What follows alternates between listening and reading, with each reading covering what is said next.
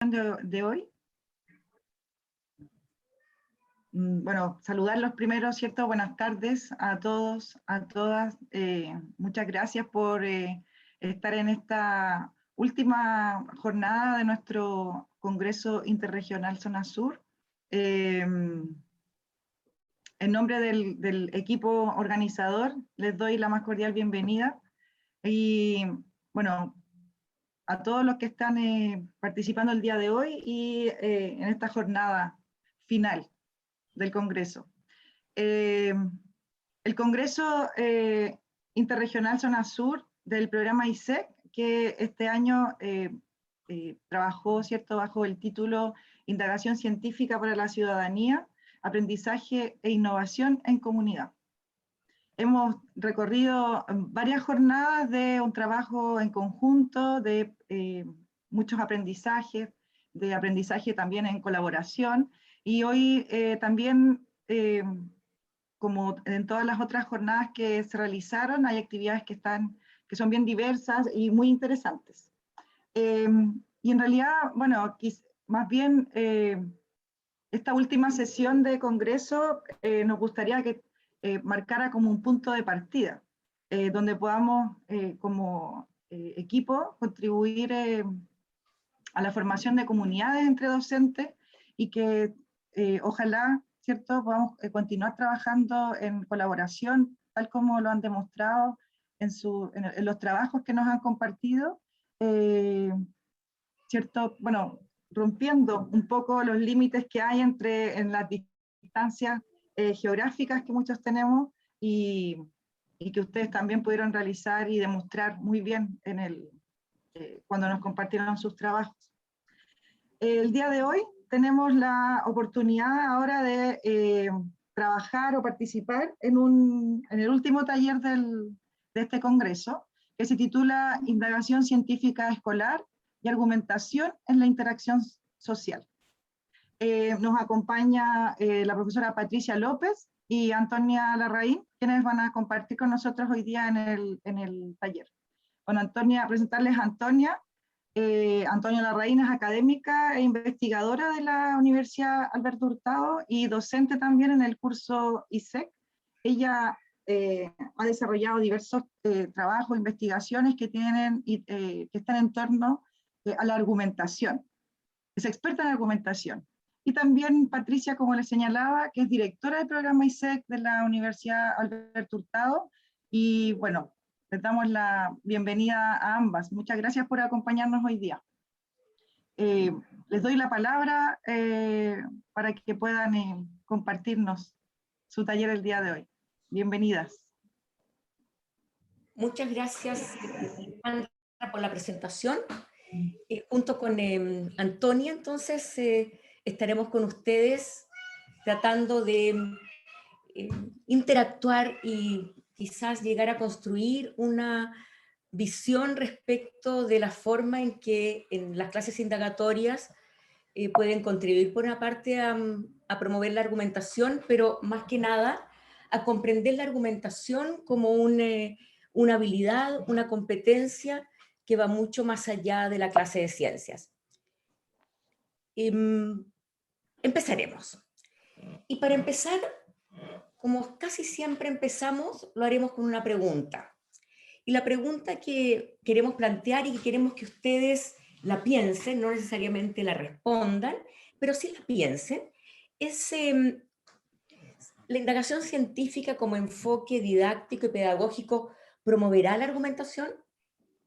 Y si es así, si pensamos que sí, ¿qué evidencias tenemos? Es decir, ¿qué nos hace pensar que eventualmente la indagación podría promover la argumentación o dar espacios especiales para ella?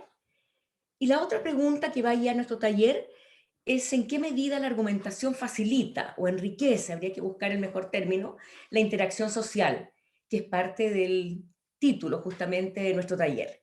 O sea, dos cuestiones, indagación por una parte, indagación científica como enfoque didáctico pedagógico, y la argumentación como tal pudiesen tener que ver una con otra, vamos a ver cómo, y por sobre todo ver si efectivamente la argumentación favorecería de alguna manera la interacción social, que es una de las cosas que queremos desarrollar con ustedes, conversar con ustedes, mejor dicho. Bueno, esas y otras preguntas vamos a intentar responder en el transcurso del taller. Es decir, las otras preguntas van a ser probablemente sus preguntas, las que van naciendo a medida que vamos interactuando, leyendo, conversando y argumentando probablemente. Entonces, la invitación es a analizar colaborativamente un texto acerca del cambio climático. Es decir, tomaremos como ejemplo, podría haber sido, no digo cualquier tema, pero muchísimos temas, pero nos pareció que el cambio climático como concepto es algo que es interesante discutir y analizar.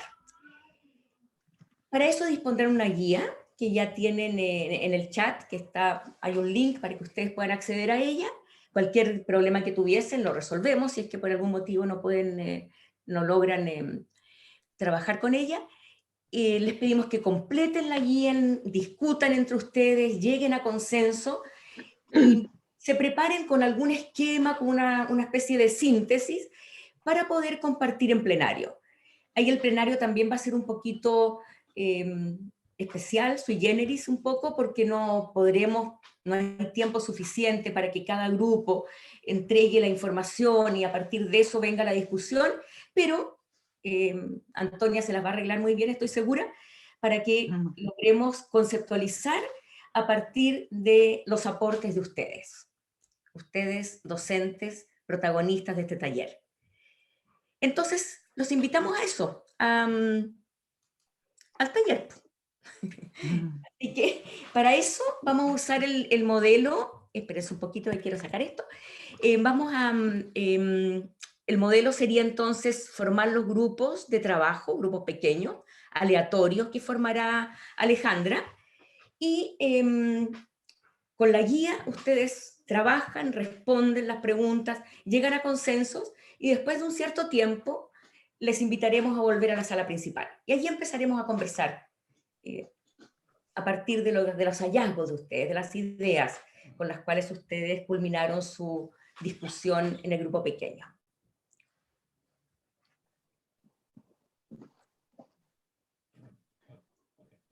Entonces, de repente se van a ir a los grupos.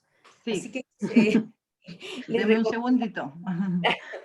les recomendamos que se lleven la guía, llevar es una manera de decir, ¿no?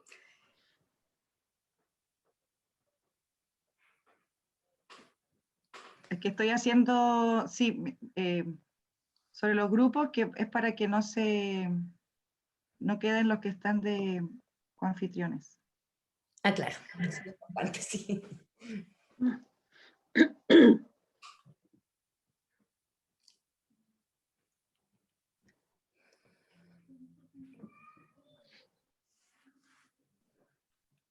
Alejandra, en el chat, Paulina Hermosilla dice que está en un mismo computador con Mario Santibáñez. Si los puedes dejar juntos. Ah, buena idea, o sea, buena cosa. Gracias, gracias. Sí. Mario Santibáñez, ¿con quién? Paulina Hermosilla, que son de un mismo colegio. Paulina Hermosilla, entonces mover a la 3. Ok. Y a la 2.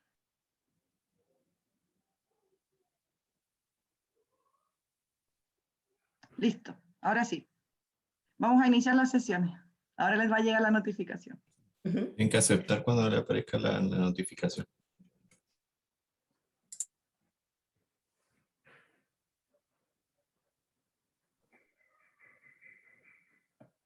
No hay problema.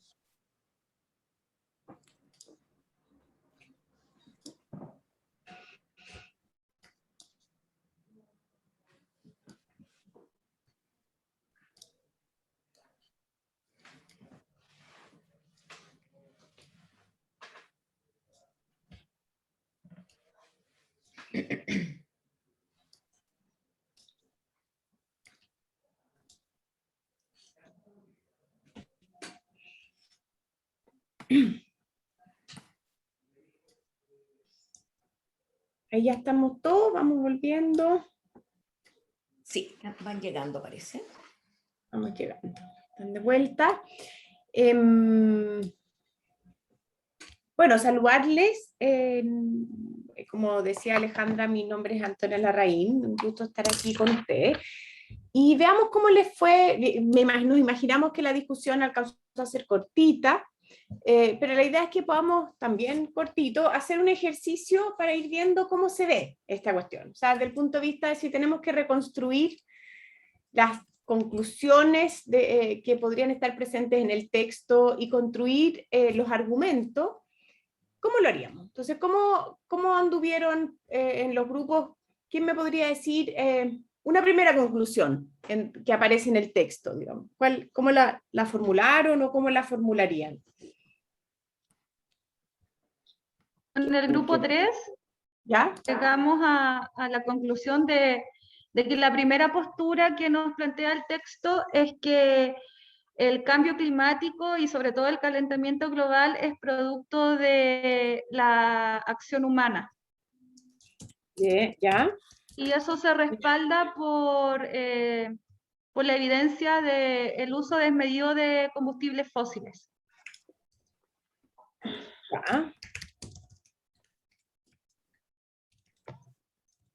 Dice, en el fondo en el texto aparece el tema del uso desmedido de combustibles fósiles, que estaría sosteniendo la conclusión de que el cambio climático y el calentamiento global en particular es producto de la acción humana. Claro, y como evidencias que apoyan nuestra primera conclusión, pudimos observar que una de ellas puede ser que el aumento de dióxido de carbono produce un aumento de vapor de agua y eso se traduce en gases de efecto invernadero. De vapor de agua, lo que se traduce en gases de efecto invernadero. Ya, entonces, perdón, antes tú habías mencionado el uso desmedido de combustibles fósiles, ¿eso no sería una evidencia o también sería una evidencia? No, esa lo intencionamos como una razón. Como una razón. ¿Ya? ¿Qué piensa el resto de los grupos? ¿Identifican la razón que plantea el grupo 3? ¿También identifican la misma, que el cambio climático y el calentamiento global es producto de la acción humana? ¿Estarían de acuerdo con esa formulación en general? Hoy, ¿Sí? yo soy del grupo 4. ¿Ya? A nosotros nos llamó la atención en el texto que menciona lo que algunos astrónomos igual indican. Yo retengo más a la astrónoma chilena María Teresa Ruiz, que ella dice que hay procesos astronómicos que de acuerdo a los rayos del sol, como llegan a la Tierra, también entonces estaría afectando al cambio climático. Ya. ¿Y eso, cómo lo identificarías? ¿Lo identificarías, Cristina, como una conclusión, como una razón, como una idea? ¿Cómo ordenas ahí? ¿Tiene que ver con esta conclusión? ¿En qué sentido? Yo no lo identificaría como una conclusión así, ¿Ya? sino como las evidencias que van entregando otros científicos, ¿Ya? en cuanto a que la Tierra recibe la energía lumínica, ¿no es cierto?, del Sol, y los rayos infrarrojos se pierden a través de... se pierden Devolverse hacia el espacio. al espacio. ¿Ya? Y entonces tú lo identificarías como una evidencia para una conclusión alternativa. Sí, sí. Lo de la María Teresa Ruiz, los ciclos.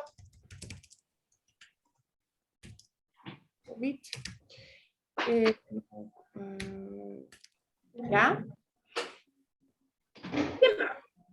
¿Cuál sería la conclusión alternativa? ¿Cómo, alguien llegó a identificarla? No sé, independiente de que lo hayan, quizás por el tiempo no alcanzaron a llegar, pero Es que la conclusión, una de las conclusiones es que la acción humana produce el cambio climático. La conclusión alternativa que ustedes creen que uno puede deducir del texto, o que es posible también que el texto presente, a partir de, sosteniéndola con esta evidencia, ¿no? Que menciona la astrónoma Teresa Ruiz, ¿cuál sería esa conclusión alternativa? ¿Cómo lo ven? Puede ser el cambio climático es un factor geológico y astronómico que poco o nada tiene que ver con la acción del ser humano. Ya, entonces, espérate, déjame ver acá. El cambio, un minuto, me deja escribir ahí. Ya. El cambio climático es un proceso geológico y astronómico. Que poco o nada tiene que ver con la acción del ser humano. Perfecto. En relación con la acción humana. ¿Está de acuerdo el resto? Esas serían como las dos conclusiones posibles. ¿Qué otras evidencias, qué otras razones, qué podríamos identificar como una razón para sostener esta conclusión? Que el cambio climático es un proceso geológico, astronómico. De aquí cuando dice, bueno, los ciclos de Milankovitch, ¿no es cierto?, específicamente tienen que ver con en qué medida las órbitas, de alguna manera, y son cálculos matemáticos para identificar la relación que tiene la Tierra y otros planetas en torno al Sol, que no sería fija, no sería variable. Entonces, ¿qué razón pusieron aquí o identificaron aquí, quienes alcanzaron a identificar esta conclusión alternativa? Yo tengo, las edades de hielo son consecuencia de variaciones orbitales que van adquiriendo formas más elípticas o menos según ciclos naturales denominados ciclo de Milankovitch. Ya. O sea que mientras más elíptica sea la forma, se producen las glaciaciones. ¿Ya? Perfecto. Entonces tú dices, bueno, acá tenemos una conclusión de decir, bueno, el cambio climático quizás no está producido por la acción humana porque hay variaciones, ¿no es cierto?, astronómicas que dan cuenta de los cambios en el clima. Y esta conclusión que nosotros tenemos acá, que el cambio climático sí sería producido por la acción humana, la razón que decía el grupo 3 es porque hay un uso desmedido de combustibles fósiles y la evidencia sería que hay un aumento del CO2 que produce un aumento de vapor de agua. ¿Cómo ve el resto de los grupos esta relación? ¿Agregarían algo? ¿Pensaron en algo diferente? A ver, ¿qué tenemos nosotros? Si ustedes miran la relación entre conclusión, razón y evidencia, ustedes dicen, no, este es un buen argumento, yo me la juego porque el cambio climático está producido por la acción. Bueno, nosotros llegamos como razón en la postura ¿Ya? antropogénica ¿Ya? que las temperaturas globales sí han aumentado sistemáticamente durante los últimos años. Y como evidencia teníamos que la inyección del dióxido de carbono como consecuencia del efecto invernadero produce un calentamiento que se observa actualmente más de 1 grado Celsius desde el comienzo de la era industrial. ¿Ya? Entonces dice la razón fundamental sería que hay un aumento de las temperaturas que efectivamente está en los últimos años, o sea, que está asociado a un aumento de cambios en las conductas humanas y no necesariamente en los ciclos astronómicos. Y eso, sí. Eso produce más CO2 que produciría el calentamiento, el efecto invernadero. En ese sentido, estarían de acuerdo con el grupo 3 que también señalaba, ¿no es cierto?, un poco la relación entre CO2 y aumento de la temperatura, ¿ya? ¿Qué más puede ser relevante? ¿Qué otra cosa agregarían? Si es que agregarían algo más. Nosotros igual teníamos el equilibrio de los sistemas complejos es frágil, como razón. Eso, como razón, ¿ya? ¿Por qué eso sería una razón? Y como evidencia, por ejemplo, ahí se señalaba de que, por ejemplo, en el cuerpo humano, el equilibrio dinámico es a 37 grados Celsius, y sobre una diferencia de esa temperatura, 2 grados Celsius, por ejemplo, puede ser mortal. Puede generar fiebre o hipotermia. Ya. Entonces hay una pequeña diferencia que puede tener consecuencias catastróficas. Y ahí hay un ejemplo particular, ¿no es cierto? Como evidencia, dices tú, de que sostiene la razón de que el equilibrio, de que hay equilibrios que son frágiles entre sistemas muy complejos. ¿Ya? Y eso a la vez estaría sosteniendo esta idea de que el cambio climático es producto de la acción humana. ¿Por qué estaría sosteniendo? ¿Cuál es la relación entre el equilibrio frágil, entre la fragilidad del equilibrio, y que el cambio climático sea producido por la acción humana? ¿Por qué eso? ¿Por qué esto? Esta idea de equilibrio frágil, que uno podría decir, bueno, como evidencia tenemos este ejemplo, ¿no? Que uno podría decir, bueno, quizá es una evidencia, es una buena evidencia o no es tan buena evidencia, pero está usada para sostener esto. Pero ¿por qué el equilibrio frágil es una razón para convencernos, para hacernos pensar de que la antropogénesis del cambio climático tiene sentido? ¿Qué dirían ustedes respecto a eso?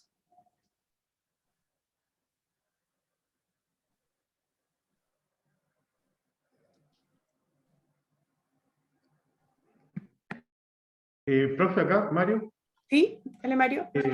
Hola. Bueno, igual soy del grupo 3. Y lo que nosotros concluíamos acá es que esto tiene como una relación. Hay algo que sucede, que sería el cambio climático, que lo observamos, y no es que solamente sea nuestra percepción, sino que existen, en este caso, razones para creer que el cambio climático es producto de la acción humana, como por ejemplo el uso de medios de combustibles fósiles, que es algo real, algo que se puede observar.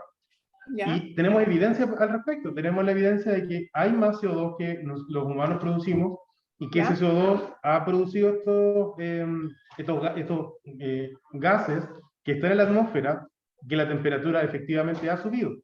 Entonces creemos que esta evidencia sustenta la razón esgrimida y que perfectamente sostiene la conclusión. Ya, pero alguien te podría decir, sí, pero si tú calculas los aumentos, efectivamente ha ido aumentando, pero desde el punto de vista del porcentaje de gases que hay en la atmósfera es muy poquito. Ha ido aumentando el CO2, pero desde el punto de vista del porcentaje de gases de la atmósfera es poquito. Entonces alguien te podría decir, está bien que haya un aumento de CO2, está bien que uno pueda identificar que el aumento de CO2 tiene un efecto por la acción humana, pero alguien te podría decir, pero eso no es tanto como para transformar la temperatura de una mansa cuestión, ¿no? Que es la Tierra. Sí, pero aquí, aunque no se explicita, estamos hablando de dos longitudes de tiempo totalmente inigualables, porque el periodo de los humanos ha sido mínimo para la historia del planeta, mientras que cuando hablamos de procesos geológicos o astronómicos, estamos hablando de unas longitudes enormes de tiempo, donde no tiene ninguna comparación. Entonces, alguien puede decir, sí, han habido aumentos de CO2 y mucho mayores, pero en una escala de tiempo que no podemos dimensionar. Entonces, estamos produciendo este aumento actualmente en una escala de tiempo ínfima, que es la de nuestra realidad como especie o civilización. Entonces, tratar de igualar eso es absurdo. Quizás ahí es donde fallamos en tratar de explicar los tiempos que tienen los procesos geológicos y astronómicos versus lo que estamos mencionando de los procesos humanos. Por ahí es mi idea. O sea, ahí, Mario, uno diría, ahí el tema del equilibrio es relevante. Porque tú dices, ahí necesitamos algo más.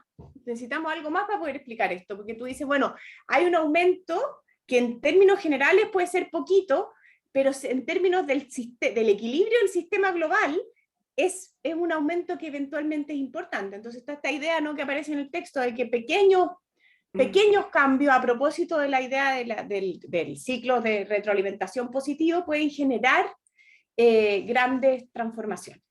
Esto claro, un poco... sí.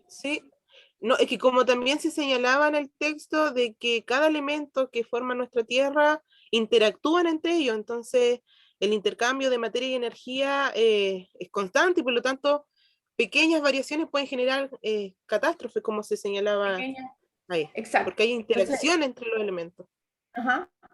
Entonces uno ve aquí, en este ejercicio, ya vamos a ir a como reconstruir los argumentos, pero en el fondo lo que uno ve aquí es que de alguna otra manera la idea de que el cambio climático es producto de la acción humana tiene una estructura argumentativa. Y en ese sentido, por eso ha costado tanto posicionar el tema, ¿no? Porque ha requerido el trabajo mancomunado de un conjunto de científicos y científicas que han ido identificando distintas piezas del puzzle para poder levantar una idea que es muy difícil de creer. O sea, pensar que el hombre y las mujeres, digamos, las personas que habitamos esta tierra son capaces de transformar el clima y tener un impacto mucho más importante que un ciclo astronómico geológico es algo que es difícil de creer.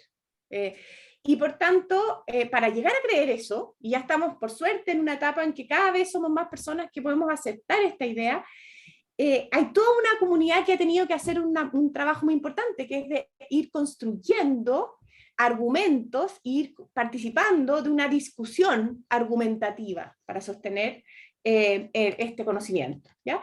Y eso es un poco de las cositas que queremos posicionar hoy en día y para ir avanzando a las respuestas de la pregunta que hacía Patricia al inicio, ¿no? O sea, decir, igual como mostramos aquí que el conocimiento científico tiene una estructura argumentativa, nosotros, o más bien por eso, asumimos y defendemos la idea de que para enseñar ciencia necesitamos entonces argumentar con los y las estudiantes, ¿ya? ¿Por qué? Porque es muy difícil, lo que nosotros queremos es que los estudiantes puedan reconstruir el conocimiento científico acumulado y las prácticas científicas, y la argumentación es parte fundamental de eso, ¿ya? Y en ese sentido uno diría, y de hecho Osborne dice, la historia de la ciencia puede ser vista como la historia de los argumentos, y uno puede revisar la historia del descubrimiento del cambio climático como la historia de distintos argumentos. O sea, cómo van identificando que hay gases opacos, que los gases opacos pueden ser muy poquitos, pero hacen tapones que son relevantes. ¿En qué medida en el fondo esos gases van aumentando a partir de la acción humana? En un momento se pensaba que los océanos eran capaces de absorber todo ese exceso, después nos dimos cuenta que los océanos no eran capaces de absorber todo el exceso.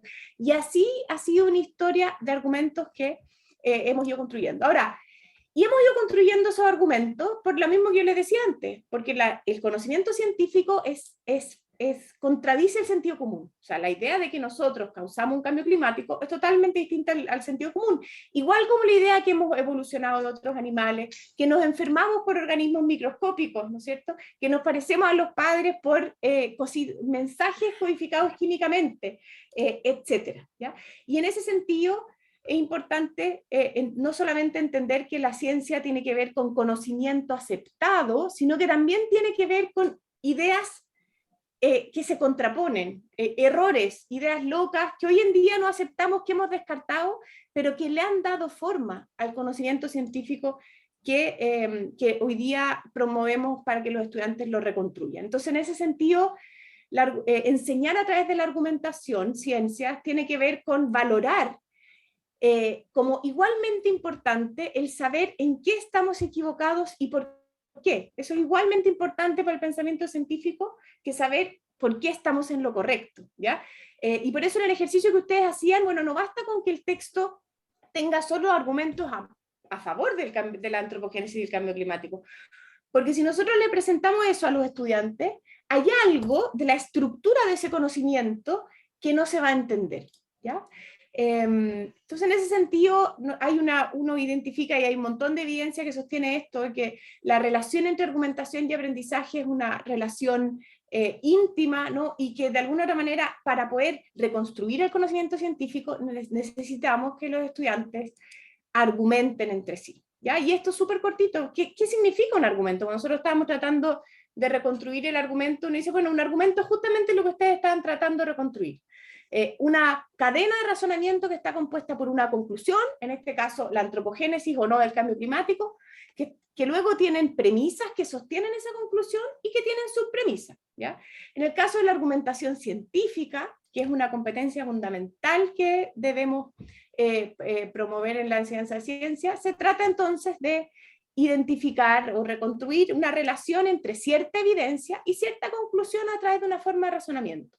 No cualquier evidencia sostiene cualquier conclusión. Entonces, cuando yo les preguntaba por qué el equilibrio frágil es importante, bueno, es importante, porque en el fondo es parte de la argumentación científica, no solamente poner evidencias y conclusiones, sino que entender muy bien el razonamiento que une estas distintas piezas, ¿ya? Es decir, que une la evidencia soportando una razón y soportando una conclusión, y ser capaz de decir, esta es una buena conclusión porque está bien soportada, ¿no? Por ejemplo, en el caso de lo que ustedes identificaron, y con esto ya le doy la palabra a la Patti, uno diría, bueno, en este ejemplo efectivamente tenemos una conclusión, la antropogénesis del cambio climático, que podemos pensar que está soportada por dos grandes razones: el aumento de las emisiones de CO2 debido a la revolución industrial, ¿no es cierto?, y la idea de que ese aumento impacta la temperatura de la Tierra, y también la idea de que pequeños cambios generan impactos importantes. Ambas ideas en conjunto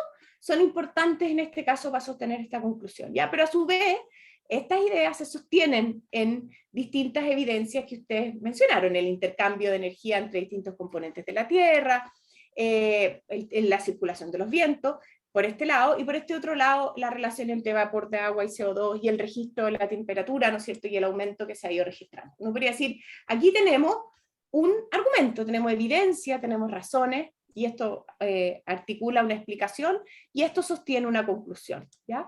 Pero también tenemos la hipótesis alternativa de que ha sido efectivamente causado por factores geológicos y astrológicos, a propósito de que las emisiones humanas tendrían poco impacto, y aquí había evidencia de registro respecto a eso, y también la teoría del ciclo de Milankovitch. Y esta sería como la estructura entonces de este conocimiento científico. El cambio climático, la antropogénesis del cambio climático no solamente se sostiene en argumentos, en las razones y todo, que sostienen esta conclusión, sino que también en su capacidad de contestar los contraargumentos, de anticipar los contraargumentos.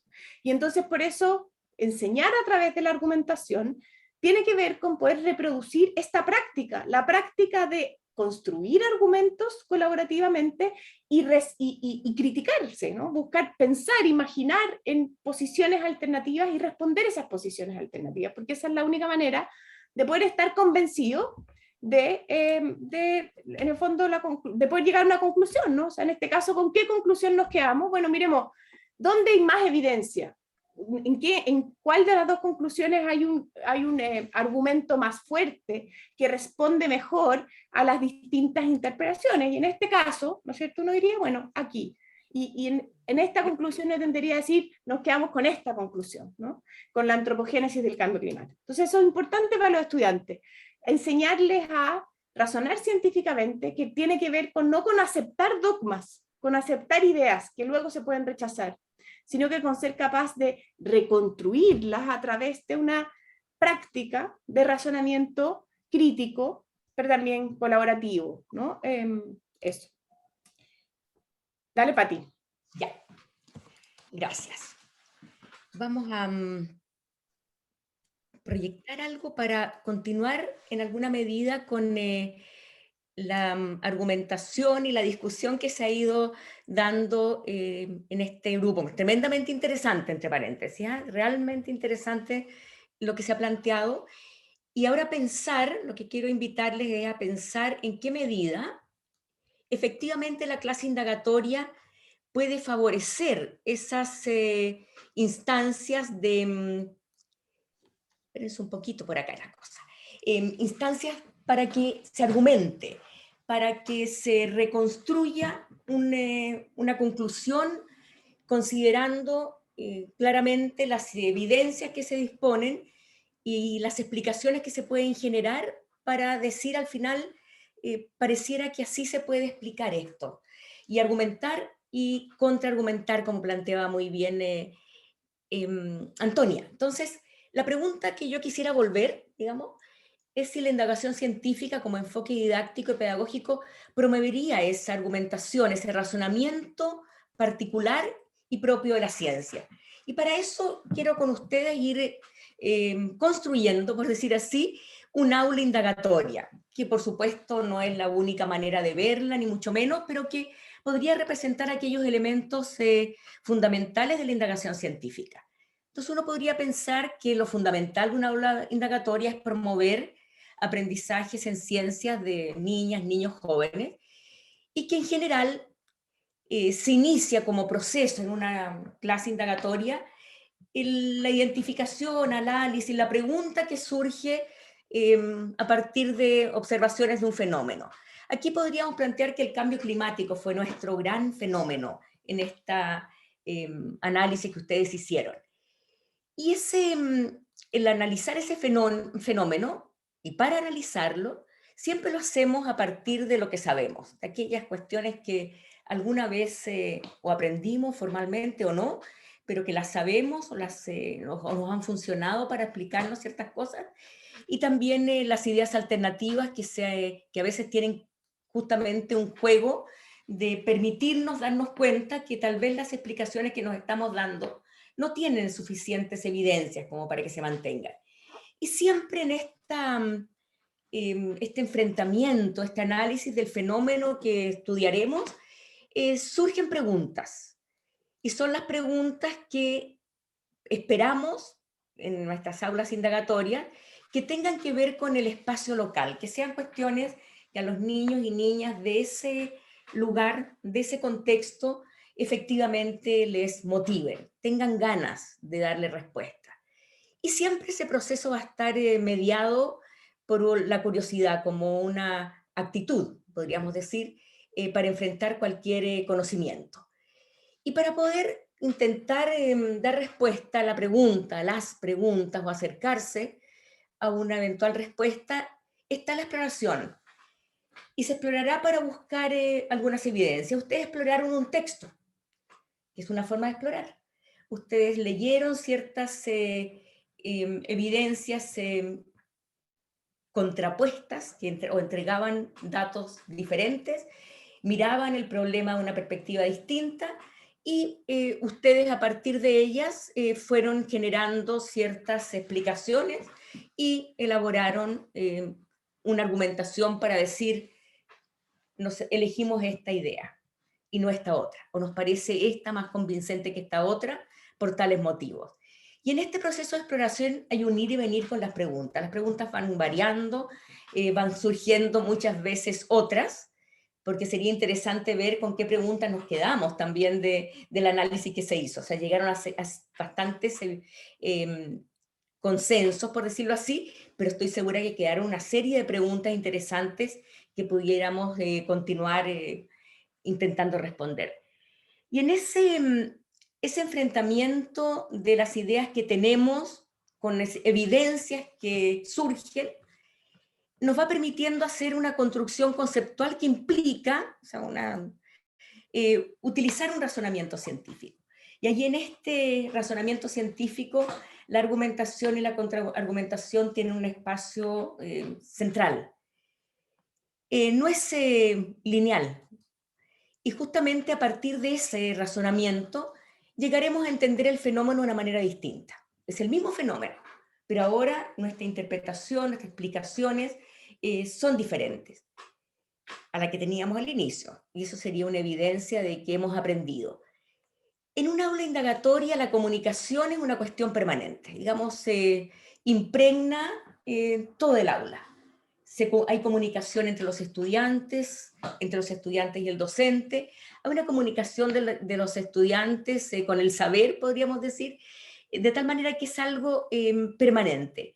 Y también, ahí apareció la argumentación un poquito tarde, pero ahí está, y también, digamos, momentos de retroalimentación, metacognición, que van permitiendo entonces ir comprendiendo este fenómeno muchísimo mejor, con muchísimas más sustento, más argumentos, que nos va a permitir entonces tenerlo como base, como sustento para nuevos aprendizajes.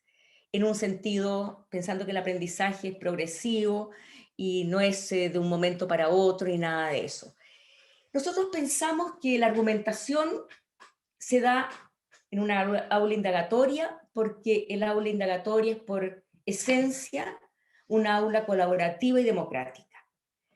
Parece poco probable, no sé si imposible, pero al menos poco probable que pudiesen darse argumentos o interacción argumentativa o argumentación deliberativa en un contexto de autoridad, es decir, en que no se puede decir necesariamente o con tranquilidad lo que uno efectivamente piensa o cree.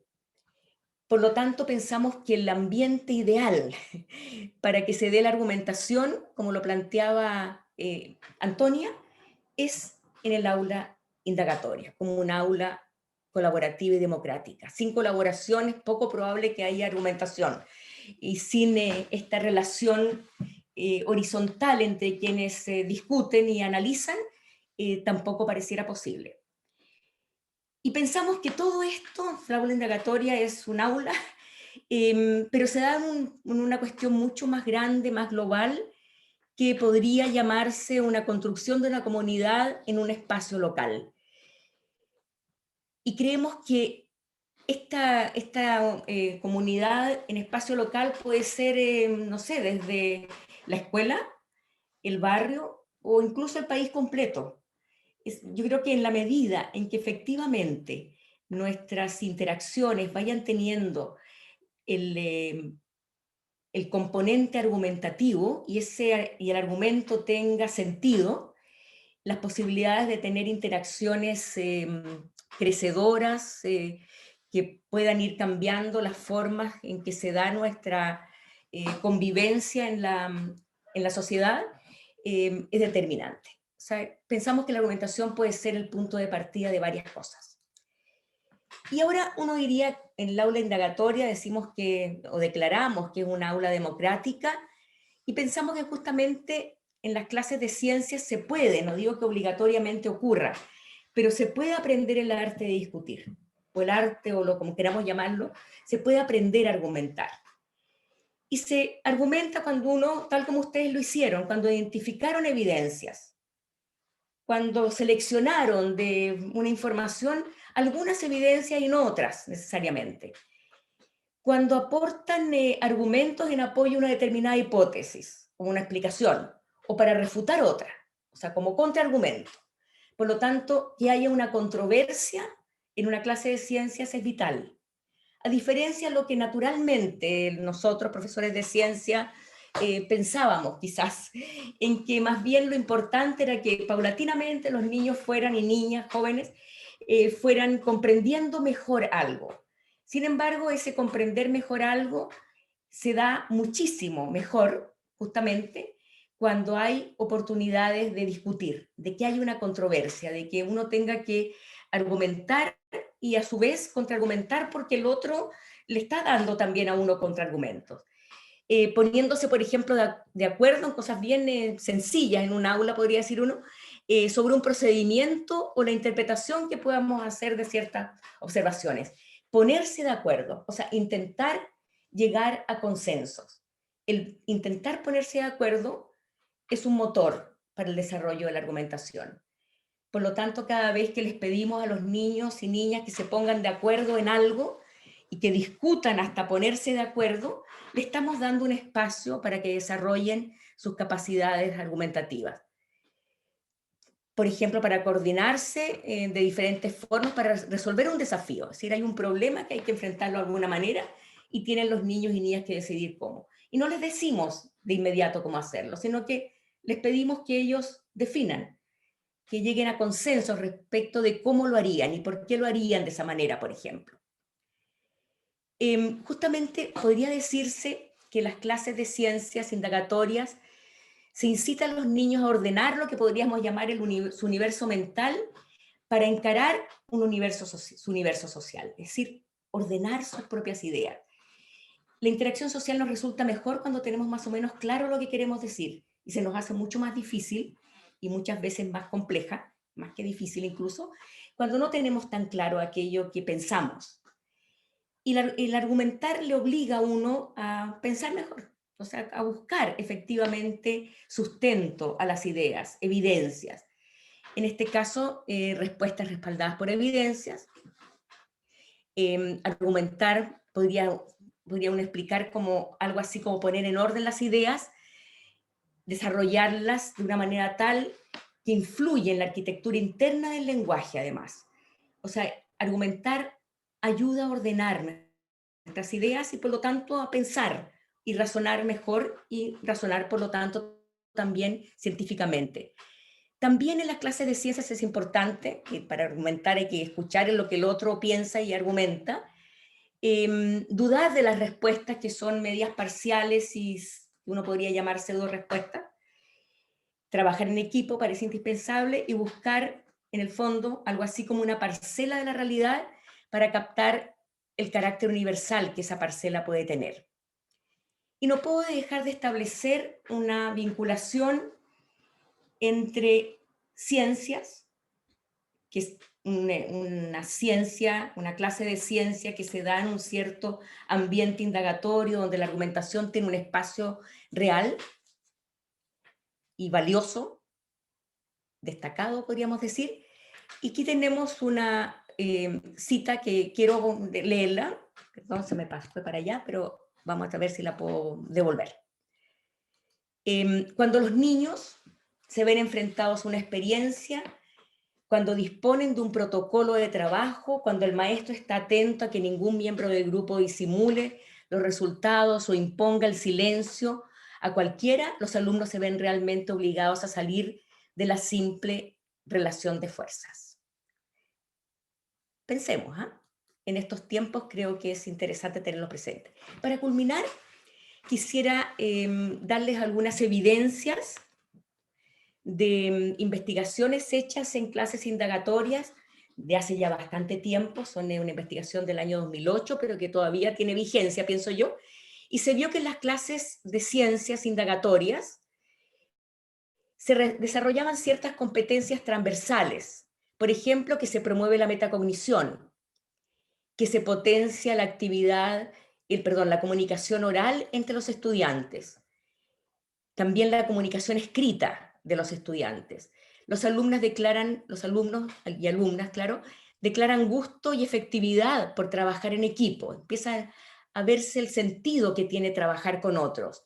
Los alumnos declaran también la importancia de escuchar para lograr aprendizajes y se estimula el trabajo colaborativo. Es decir, todos estos elementos que están, son resultado, como digo, de investigaciones, muestran cómo articulados se genera un ambiente apropiado, un clima de aula dirían algunos, en que la argumentación tiene un real espacio.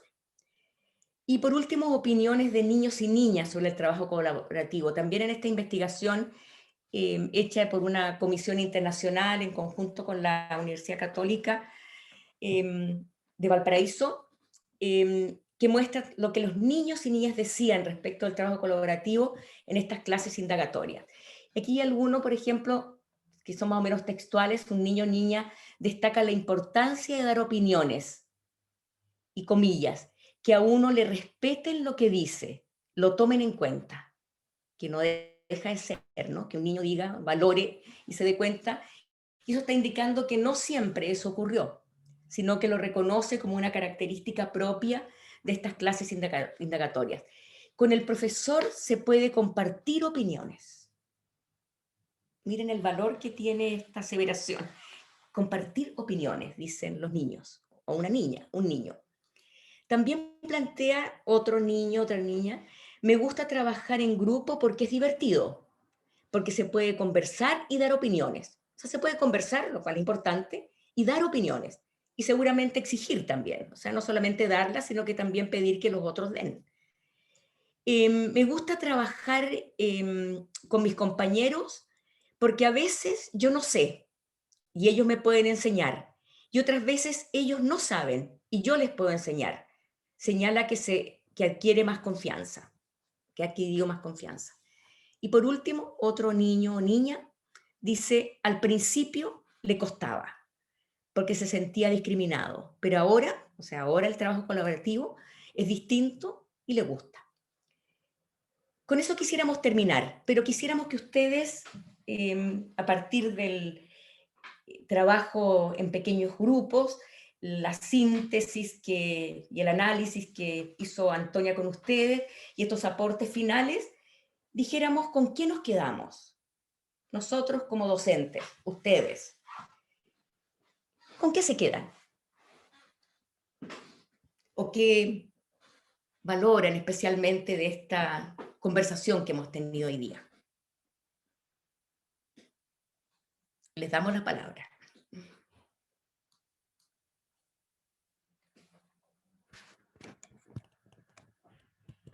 ¿Quién quisiera responder?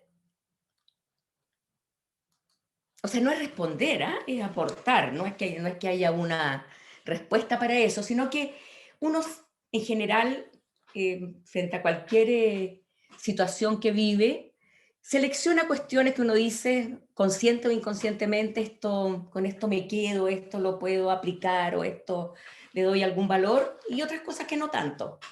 Entonces les pedimos que a lo mejor alguna de ustedes trate de identificar con lo que se queda, por llamarlo de alguna manera.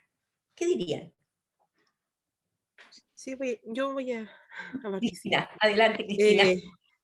Bueno, yo me quedo con un tremendo desafío para enseñar la ciencia, porque, claro, se muestra la argumentación que es fundamental. Cuando explicamos teorías, por ejemplo, es fundamental en contra o a favor. Pero muchas veces la pegas a la realidad, y sobre todo ahora en pandemia, es difícil llevarlo a la práctica, porque a veces se transforma un monólogo cuando uno hace las clases en ciencia. Los chiquillos poco quieren participar y se entiende también porque la realidad de estar frente a una pantalla, eh, eh, no sé, pues, le incomoda un poco participar, pero me quedo con un tremendo desafío de llevar lo que aprendimos hoy día al aula cuando volvamos presencialmente de aquí a septiembre, porque vamos a volver, entonces... y es bonito enseñar la ciencia de esa forma, para que se produzca un aprendizaje significativo y verdadero. Así que con eso me voy, con un tremendo desafío. Qué lindo, sería bonito, como dices tú. Compartimos contigo. No sé si alguien más quiere decir algo antes de que cerremos nuestro taller. Uy, ¿Sí? yo igual considero que es un tremendo desafío para poder aplicarlo en este momento que uno se encuentra con esta pantalla. Y considero, después de haber leído el documento, que en lo personal me lleva a buscar, a indagar mucho más en los temas de astronomía, porque considero que nosotros en nuestra formación, ya sea en la escuela, es muy poco lo que nos enseñan de astronomía. Y me llamó la atención lo que se plantea. Porque creo que todo este conocimiento del cambio climático, tenemos bastante información con respecto a las emisiones de gas, lo que pasa en el aire, ¿no es cierto?, en la atmósfera, pero nunca había leído un documento donde se citen estos planteamientos también de astrónomos. Bien. Así que es un desafío para mí el poder tratar de estas clases de indagación que yo siempre trato un poquito de hacer para salir de la monotonía de lo que genera la pantalla. Claro. Así que muy agradecida. No, gracias a ustedes. Si no hay más intervenciones, nos despedimos, ¿no, Antonia? Creo. Sí, nos despedimos. Por ahora. Por ahora. A disposición si es que a alguien le interesa contactarnos. Exactamente, exactamente. Sí, justamente queremos eventualmente a lo mejor incorporarlas a unos trabajos que estamos haciendo en este ámbito de la argumentación. Así que podemos mandarles alguna invitación tal vez, si es que quieren. Así que muchísimas gracias. Le agradecemos junto con Antonia la participación, el entusiasmo, porque saben ustedes que siempre el centro son ustedes. Así que muchas gracias.